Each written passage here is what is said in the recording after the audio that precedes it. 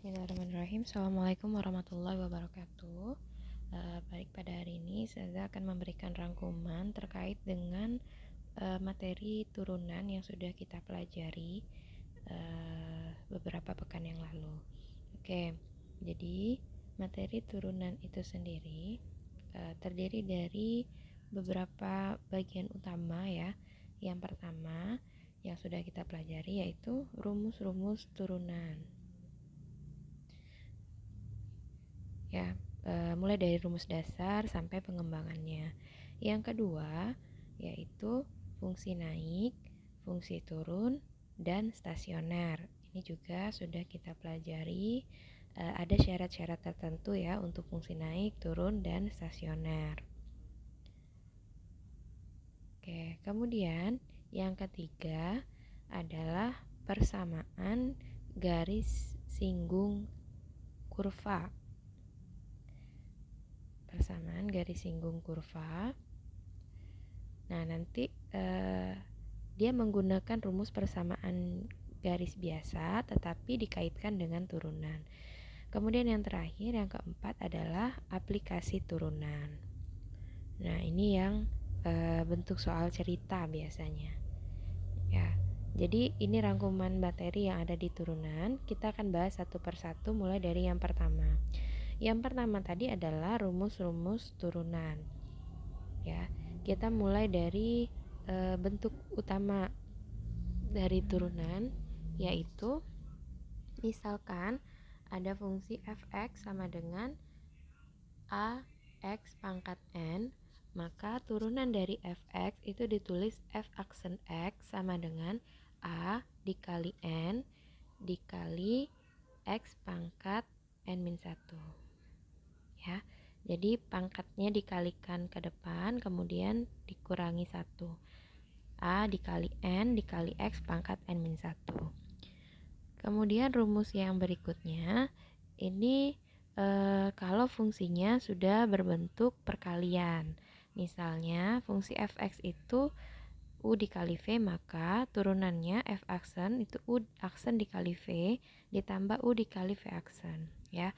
Atau di sini U dan V itu adalah dua buah fungsi yang berbeda, sehingga turunannya kita kalikan silang masing-masing dengan turunannya.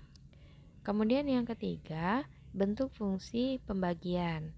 F(x) sama dengan U per V.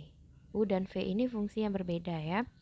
Maka F aksen X-nya atau turunannya adalah U aksen dikali dengan V dikurang U dikali V aksen per V pangkat 2. Nah, yang terakhir, ini bentuk-bentuk yang umum yang sering muncul ya, adalah bentuk fungsi yang berpangkat atau sering disebut nanti turunannya adalah aturan rantai.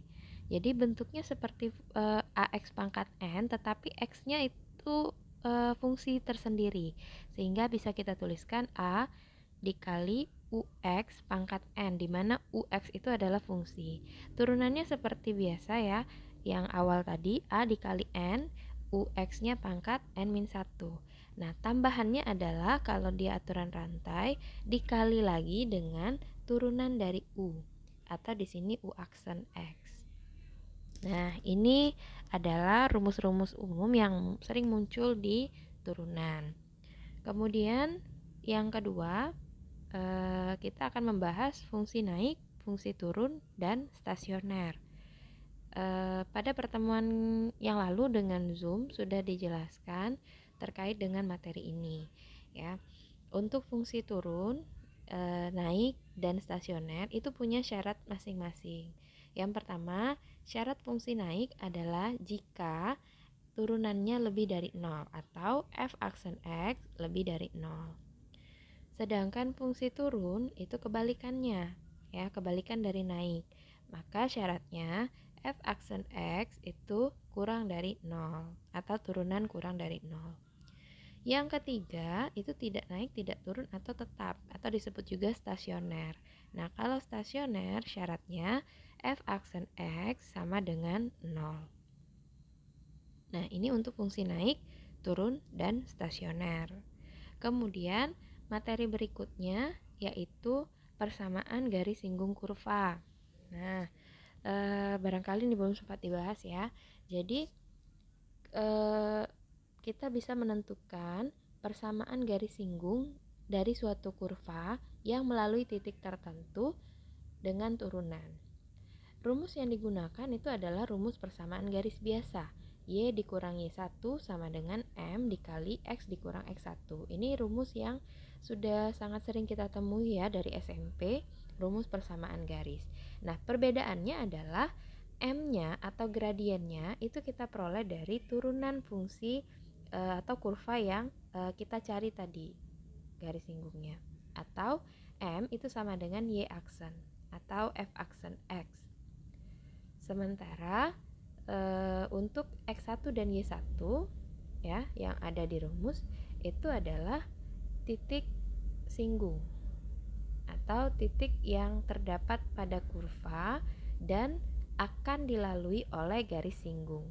Ya, titik pertemuan antara garis dengan kurva atau disebut titik singgung.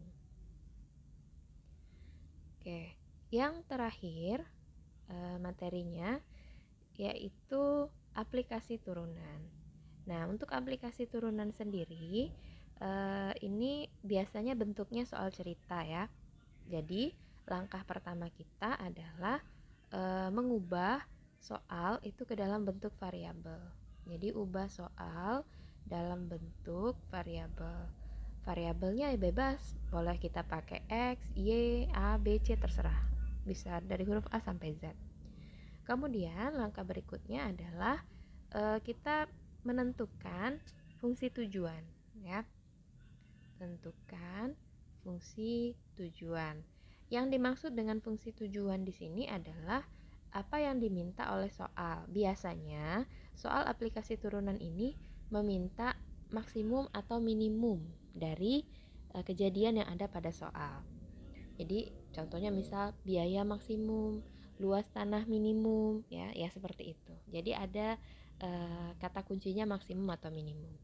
Nah, yang ketiga dan ini yang paling penting di aplikasi turunan ini yaitu yang sebelumnya kita cari atau fungsi tujuan f aksennya sama dengan 0 atau turunan dari fungsi tujuan itu sama dengan 0. Itu yang ketiga. Kemudian yang keempat, kita tentukan nilai yang diminta.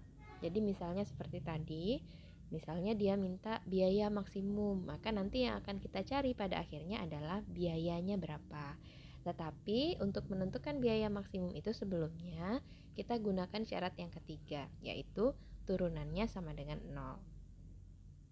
Nah, jadi itu tadi ya materi-materi yang ada pada bab turunan ya, terdiri dari 4. Yang utama yaitu rumus-rumus turunan, kemudian fungsi naik, fungsi turun dan stasioner, persamaan garis singgung kurva, dan yang terakhir aplikasi turunan.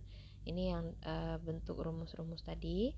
Memang mungkin di luar ini ada, tetapi yang paling sering muncul ya seperti itu. Kemudian ini tadi yang fungsi naik turun stasioner, persamaan garis singgung, dan terakhir aplikasi turunan. Oke.